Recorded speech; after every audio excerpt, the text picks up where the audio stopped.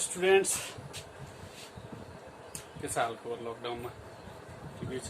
लकडाउनमा स्टडी गर्नु पर्यो भने यो उपाय छ हामीसँग। Motion of charge particle in uniform magnetic field. यो भन्दा पहिलो क्लासमा हामीले अबाउट मिलिकन्स एक्सपेरिमेन्ट स्टडी गरेको थियौं। अब हामीले कुनै चार्ज पार्टिकल्सहरू यदि युनिफर्म म्याग्नेटिक फिल्डमा हामीले फ्यालिरहेको छौं भने त्यसको मोसन कस्तो हुन्छ होला भन्ने कुराको बारेमा डिस्कसन यहाँ गर्न गइरहेको छौं है त। अब चार्ज पार्टिकल भनेको कस्तो त भन्दाखेरि charge particle may be electron, proton, कुनै पनि charge particle. Let us consider a charge particle which charge is Q, charged particle charge, र यम भन्नुको मतलब त्यो चार्ज पार्टिकलको मास हो। यम भन्नुको मतलब त्यो चार्ज पार्टिकलको के हो त भन्दाखेरि मास हो, जसलाई हामीले युनिफर्म म्याग्नेटिक फिल्डमा फ्यालिरहेको छौं।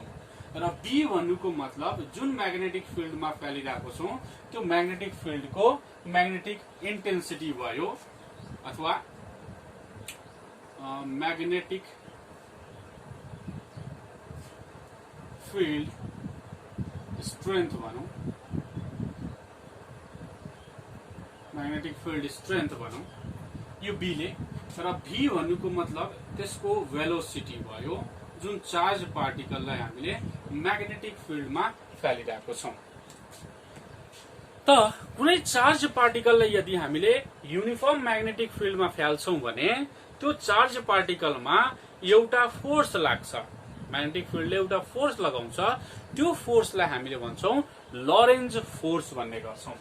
लरेन्ज फोर्स भन्ने गर्छौं भने लरेन्ज फोर्स यो कुनै पनि चार्ज पार्टिकललाई हामीले चाहे इलेक्ट्रिक फिल्ड चाहे म्याग्नेटिक फिल्डमा फ्याल्यौं भने त्यो इलेक्ट्रिक फिल्डको लागि अलग फोर्स लरेन्ज फोर्स नै हो, तर त्यो इलेक्ट्रिक फिल्डको लागि अलग हुन्छ। र म्याग्नेटिक फिल्डको लागि लोरेन्ज फोर्सको फर्मुला हुन्छ F is equal to Q into V cross B, V cross B। अब यसलाई मैले अलिकति यो भेक्टरहरूलाई क्रस प्रोडक्ट लेख्नु पर्यो भने क्रस प्रोडक्टको ठाउँमा लेख्नु पर्यो भने म्याग्निट्युडको ठाउँमा V into B sine theta into n भनेको युनिट भेक्टर भयो। यो भन्नुको मतलब हाम्रो लोरेन्ज फोर्स भयो। कसको लागि त भन्दाखेरि कुनै चार्ज पार्टिकललाई यदि हामीले युनिफर्म म्याग्नेटिक फिल्डमा फ्यालिरहेको छौं भने। ठीक छ, यो हामीले जानिराख्नु पर्यो। फर्मुला पछि हायर क्लासमा गयो भने कहाँबाट आयो यो फर्मुला भन्ने कुरा हामीले थाहा हुन्छ भने यति हामीले अहिले जान्नु पर्यो भन्दाखेरि कुनै चार्ज पार्टिकललाई हामीले म्याग्नेटिक फिल्डमा फ्याल्यौं भने त्यसले लोरेन्ज फोर्स लाग्छ त्यो चार्ज पार्टिकलमा भनेर जान्नु पर्यो। अब कुनै पनि म्याग्नेटिक फिल्ड लिउँ, जस्तै कुनै म्याग्नेटिक फिल्डलाई मैले नोटेसन कसरी गर्छु भन्दाखेरि यस्तो नोटेसन मैले दिए cross cross cross cross cross cross cross cross cross cross cross. It represents the magnetic field. Magnetic field हो भने पक्कै पनि यसको डाइरेक्सन होला, र यसको डाइरेक्सन कस्तो छ भन्दाखेरि नि यो म्याग्नेटिक फिल्ड यो प्लेनको इनवर्ड डाइरेक्सनमा यसरी गएको छ। म्याग्नेटिक फिल्ड बुझिरहेछ भने म्याग्नेटिक फिल्ड भन्नुको मतलब यो म्याग्नेटिक फिल्ड इनवर्ड डाइरेक्सनमा यसरी प्लेन अफ दिस बोर्डसँग पर्पेन्डिकुलर डाइरेक्सनमा यसरी गएको छ।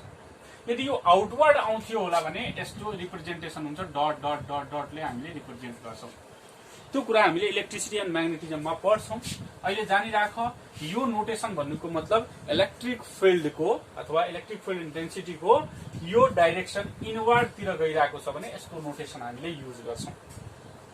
त एउटा म्याग्नेटिक फिल्ड त मान्नु पर्यो नि त, म्याग्नेटिक फिल्डमा हामीले चार्ज पार्टिकल फ्याल्नु छ भने। अब यहाँबाट मैले एउटा चार्ज पार्टिकल जसको चार्ज छ Q त्यसलाई मैले V भेलोसिटीले फ्याले, V भेलोसिटीले फ्याले भने यो चार्ज पार्टिकललाई कसरी फ्याले हेरौं त। यो चार्ज यो भयो म्याग्नेटिक फिल्डको डाइरेक्सन, म्याग्नेटिक फिल्डको डाइरेक्सन है इनवर्डतिर, र यो भयो हाम्रो motion of the charge particle.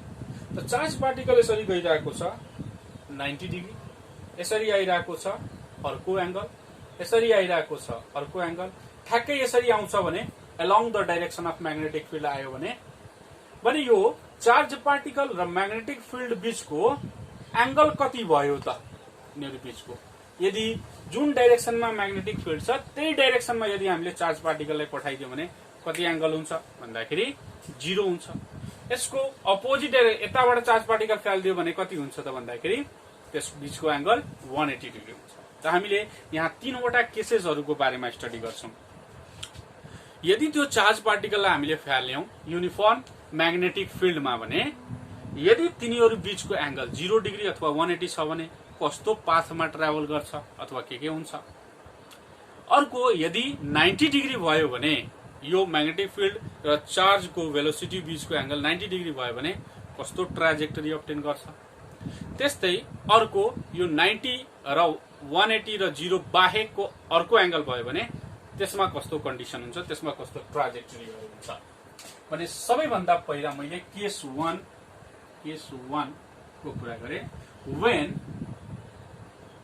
theta is equal to 0 or 180 degree, theta is equal to 0 अथवा 180 डिग्री भन्नुको मतलब के हो त भन्दाखेरि charge particle is moving along or opposite to the direction of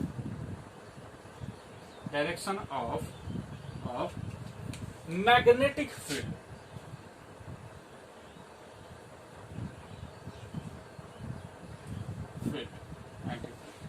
भयो भने त्यो चार्ज पार्टिकलमा कति फोर्स लाग्छ भने थीटा इज इक्वल टू 0 भयो भने F is equal to Q V B sin 0 राखौं त अथवा Q V B sin 180 राखौं त। दुवैको लागि 180 को भ्यालु पनि 0 हुन्छ, sin 0 को भ्यालु पनि 0 हुन्छ भने लोरेन्ज फोर्स त्यो चार्ज पार्टिकलमा कति भयो त 0। अब मलाई भन कुनै पनि मुभिङ बडीमा यदि नेट फोर्स 0 लागिरहेको छ, टोटल फोर्स 0 लागिरहेको छ भने त्यो बडीको मोसन कस्तो हुन्छ? According to Newton's law of motion हामीले पढेको छौं, याद राखौं कि कुनै बडीमा यदि एक्सटर्नल फोर्स लागिरहेको छैन भने that moves in the uniform straight line, जुन डाइरेक्सनबाट आइरहेको छ त्यही डाइरेक्सनमा गइरहेको छ in the uniform straight line भने यिनीहरुको यसको पाथ के भइहाल्छ, पाथ इज स्ट्रेट लाइन। यो त ठूलो कुरा हुँदै भएन किनभने यसमा जुन नेट फोर्स लागिरहेछ त्यो नेट फोर्स कति छ भन्दाखेरि 0 छ। न्यूटन्स ल अफ मोसनले भन्छ when the body is in the state of rest or uniform motion the body remains in the same state unless the external force is applied on it। त्यही त कुरा हो, external force लाग्दै लागेन भने त्यो electron जस्तो पाथमा आइरहेको छ, स्ट्रेट लाइन पाथमा आइरहेको छ भने स्ट्रेट लाइन पाथमै यसरी नै गइहाल्छ, ठीक छ। अब यदि म्याग्नेटिक फिल्डको डाइरेक्सन यो हो, यदि त्यो चार्ज पार्टिकल यसरी आइरहेको छ कति एंगल बनाए 90 डिग्री भने यसलाई हामीले केस 2 भन्यौ। Case 2 if theta is equal to 90 degree, ओहो मजाको कुरा छ। Theta is equal to 90 degree भयो भने यहाँ के हुन्छ भन्दाखेरि यसको मतलब के, चार्ज पार्टिकल को जुन भेलोसिटी हुन्छ that is perpendicular to the magnetic field, direction of magnetic field. Magnetic field को डाइरेक्सन सँग परपेंडिकुलर छ भने के हुन्छ, ई रहा मैग्नेटिक फील्ड, ई रहा भेलोसिटी अफ चार्ज पार्टिकल, यसरी जान्छ। अब यो चार्ज पार्टिकल यहाँबाट यहाँ आयो मानौ, this is the charge particle Q, यसको भेलोसिटी को एक्चुअल डाइरेक्सन कता छ, यता छ, ठीक छ, एक्चुअल डाइरेक्सन यता छ। अब हामीले एउटा कुरा दिमागमा ल्याउनु पर्यो, राइट ह्यान्ड रूल। म्याग्नेटिजममा यो धेरै इम्पोर्टेन्ट रूल हो, right hand rule. Right hand रूलमा के हुन्छ, यो मेरो राइट ह्यान्ड भयो, यसलाई मैले यसरी राख्छु, यो फिंगरको जुन डाइरेक्सन छ नि, यो फिंगर्सहरुको डाइरेक्सन यसले बताउँछ के त भन्दाखेरि it is the direction of magnetic field. यो फिंगरले it is the direction of magnetic field र यो फिंगर परपेंडिकुलर टू दिस छ भने it denotes the direction of velocity of इलेक्ट्रोनको भेलोसिटी अथवा चार्ज पार्टिकलको भेलोसिटीलाई डिनोट गर्छ। र यो पाल्म जुन छ नि, पाल्म यो माथितिर फर्केको छ भने यो पाल्मको डाइरेक्सन जुन हुन्छ, it is the direction of Lorentz force. यो फोर्सको डाइरेक्सन हो। इस हातको ऐसे राखो। म्याग्नेटिक फिल्डको डाइरेक्सन उता छ, म्याग्नेटिक फिल्डको डाइरेक्सन उता छ, यो फिंगरको डाइरेक्सन उता छ। चार्ज पार्टिकलको डाइरेक्सन कता छ? यो साइडमा छ। चार्ज पार्टिकलको डाइरेक्सन यता छ। भने फोर्स कता लाग्छ? माथि। फोर्स कता लाग्छ? माथि। फोर्स माथि लाग्छ भन्नुको मतलब यहाँ हेरौं, यो फोर्स माथि लाग्यो। फोर्स माथि लाग्यो। अब एउटा फोर्स आफ्नो जुन इनर्जी, आफ्नो जुन फोर्स लिएर आएको छ, इनर्शियल प्रोपर्टी लिएर आएको छ, त्यो त सिधै गइरहेको छ।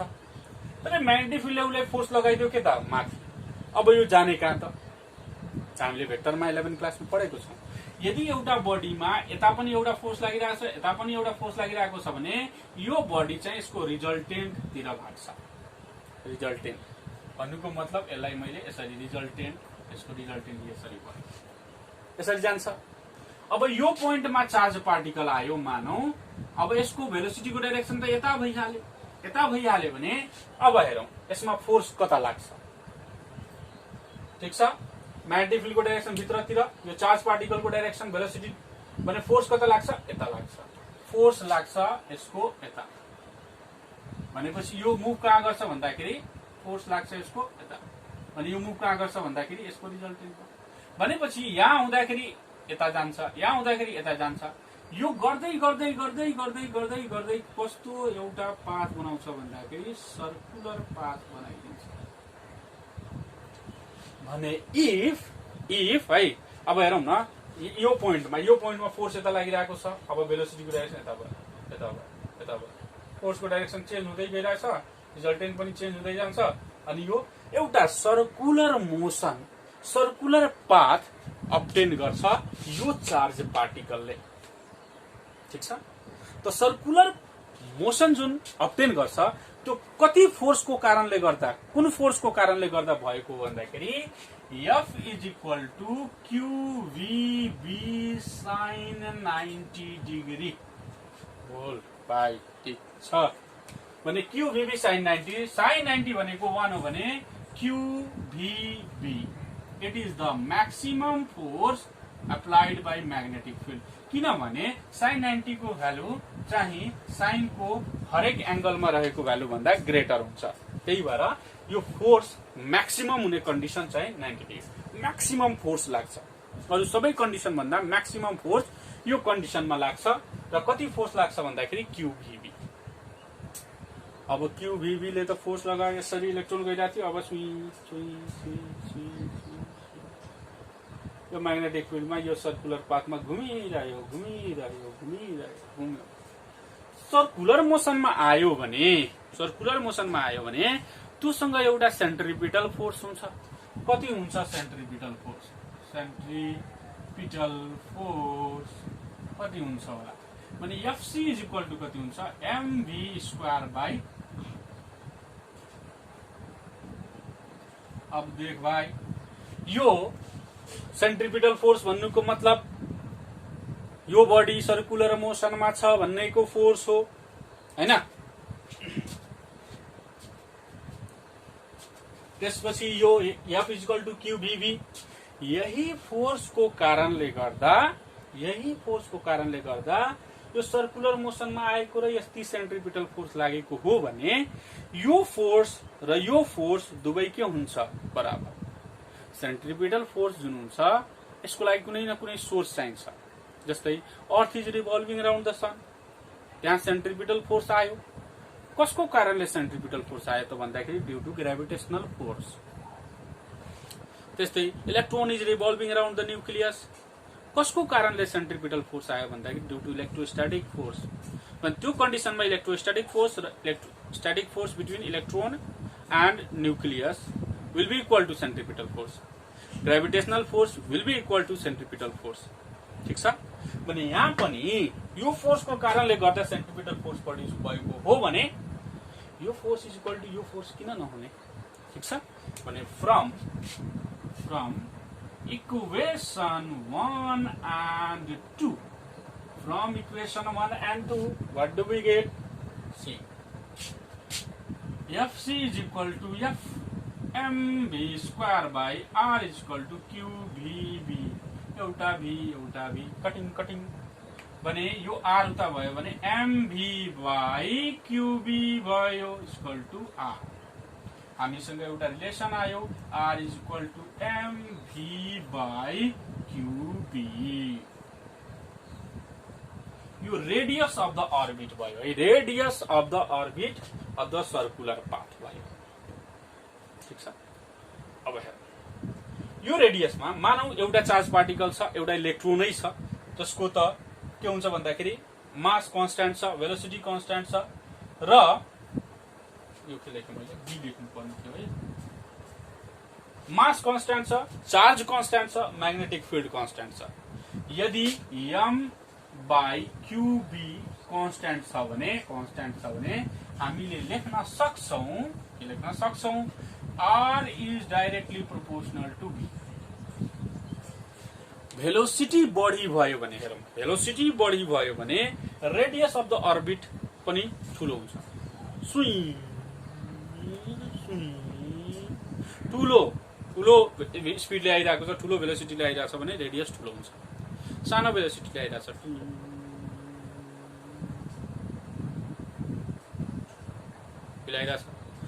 ठूलो भेलोसिटीले आयो, फास्टमा आयो, ठूलो रेडियस बनायो, ठूलो सर्कल बनायो, सानो स्पिडले आयो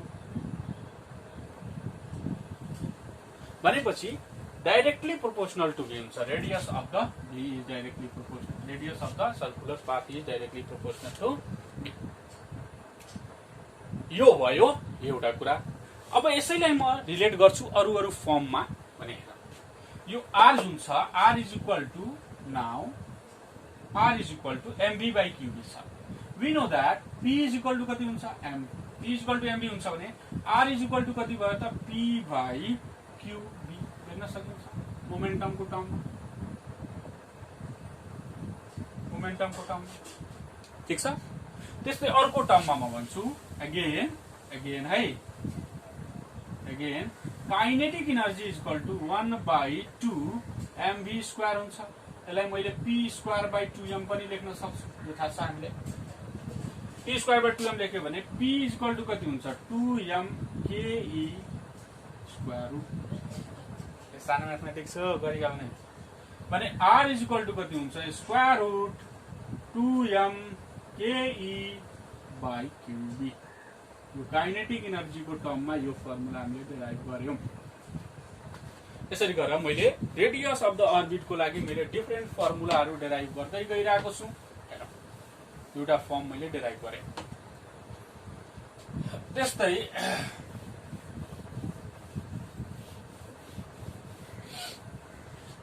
यदि पोटेन्शियलको टर्ममा भन्ने हो भने पोटेन्शियलको टर्ममा भन्ने हो भने V is equal to work done per unit charge हो, भने work done is equal to कति हुन्छ V इन्टु Q. पोटेन्शियल भन्नुको मतलब के it is the work done in bringing the unit charge from one terminal to another terminal है. भने V is equal to W by Q भयो भने W is equal to V into Q हुन्छ. Now work done हुन्छ यो equal to kinetic energy भयो भने kinetic energy is equal to VQ from work energy theorem. Kinetic energy is equal to work done. Radius is equal to square root of 2m kinetic energy को ठाउँमा VQ by QB. ठीक छ. यसरी गरेर different फर्ममा हामीले derive गर्न सक्छौं. जस्तो सिचुएसन आउँछ त्यस्तो गर्न सक्छौं. ठीक छ. यदि यो इलेक्ट्रोन अथवा चार्ज पार्टिकल जुन पनि चार्ज पार्टिकल होस्, इलेक्ट्रोन भयो भने 1.6 × 10⁻19 कुलम हुन्छ, अर्को चार्ज पार्टिकल प्रोटोन हुन्छ, अर्को चार्ज हुन्छ भने त्यसको चार्जको म्याग्निट्युड हामीले राख्छौं. अब यदि त्यो इलेक्ट्रोन मुभ गरिरहेको छ इन सर्कुलर मोसन भने उससँग एउटा भेलोसिटी आउँछ, त्यसलाई हामीले एंगुलर भेलोसिटी भन्छौं. ओमेगा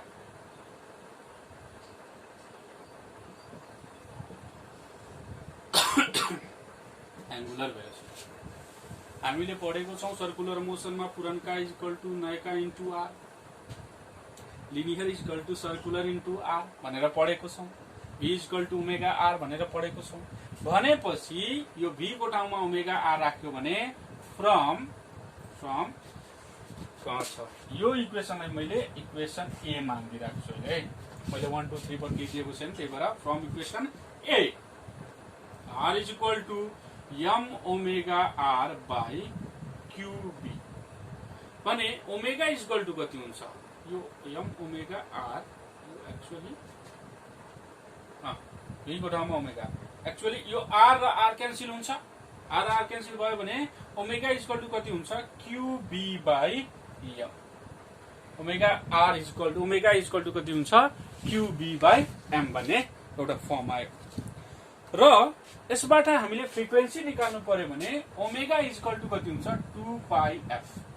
हामीलाई थाहा छ कि ओमेगा इज इक्वल टु कति हुन्छ 2 पाई एफ भने omega is equal to 2 pi F भयो भने यो कति हुन्छ क्यूबी बाई एम भने एफ इज इक्वल टु कति हुन्छ QB by 2 pi M. Frequency आयो। यो फ्रिक्वेन्सी कसको हो त भन्दाखेरि यो फ्रिक्वेन्सी जुन चार्ज पार्टिकल आइरहेछ युनिफर्म म्याग्नेटिक फिल्डमा घुमिरहेको छ यसरी त्यो सर्कुलर मोसनको लागि यो फ्रिक्वेन्सी भयो। र यो फ्रिक्वेन्सीलाई हामी भन्छौं साइक्लोट्रोन फ्रिक्वेन्सी। साइक्लोट्रोन फ्रिक्वेन्सी र त्यो चार्ज पार्टिकल जुन आयो त्यो चार्ज पार्टिकल त्यो युनिफर्म म्याग्नेटिक फिल्डमा कति बेलासम्म बस्यो, कति बेलासम्म घुमिरह्यो, त्यसको लागि हामीले टाइम पिरियड निकाल्यौं। But time period is equal to 1 by f. When t is equal to कति हुन्छ भन्दाखेरि t is equal to 1 by f भने यो f को भ्यालु छँदैछ 1 by qb by 2 pi m is equal to 2 pi m by qb। अब देख भाइ t is equal to 2 pi m by qb हामीसँग आयो। फटाफट सार्ने।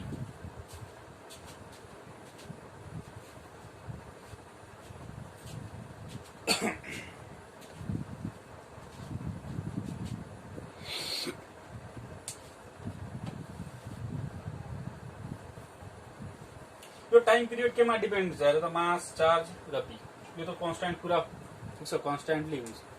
यो doesn't depends upon the velocity. जति भेलोसिटीले फ्यालौ टाइम पिरियड त्यति नै हुन्छ। Time period does not depends upon the velocity. भयो होला मैले यसलाई मेटे है।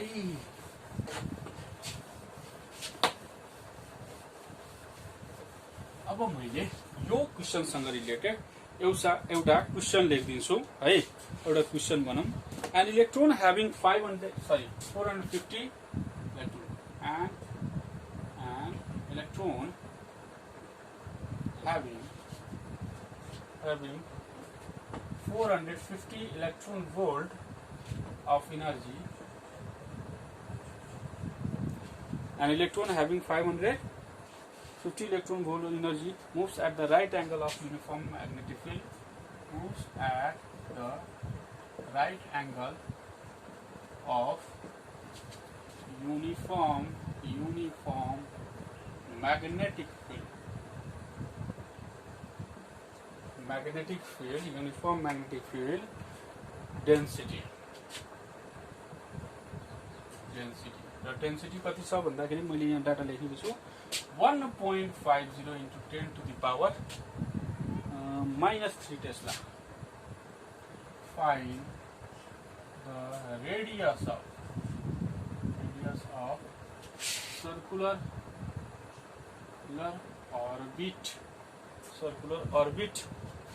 orbit. Assume that specific charge of electron is E by m is equal to 1.76। यसलाई स्पेसिफिक चार्ज भन्छौं। यो हामी कुरा गर्छौं पछि 1.76 into 10 to the power 11 coulomb per kg चलता। ये उक्ता क्वेश्चन छ। An electron having 450 electron volt of energy moves with a perpendicular angle to the uniform magnet। Perpendicular आयो दिमागमा आइहाल्यो सर्कुलर मोसन हुन्छ। कति एनर्जीले आयो 450 इलेक्ट्रोन भोल्ट छ भनेको मतलब यो त वर्कको एकछिन एनर्जी भनेकै छ।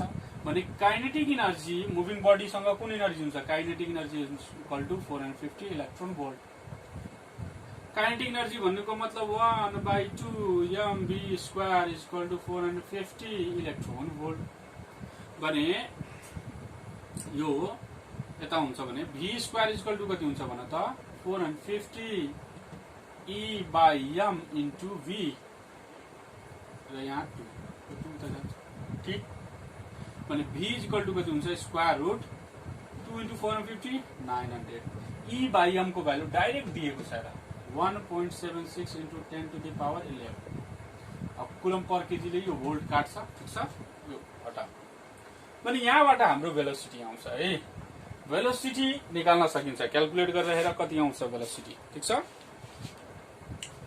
क्याल्कुलेट नगर्दा पछि फर्मुलेट गर्दा पनि हुन्छ त्यसपछि रेडियसको लागि हामीले फर्मुला पढेछौं रेडियसको लागि फर्मुला कति हुन्छ त भन्दाखेरि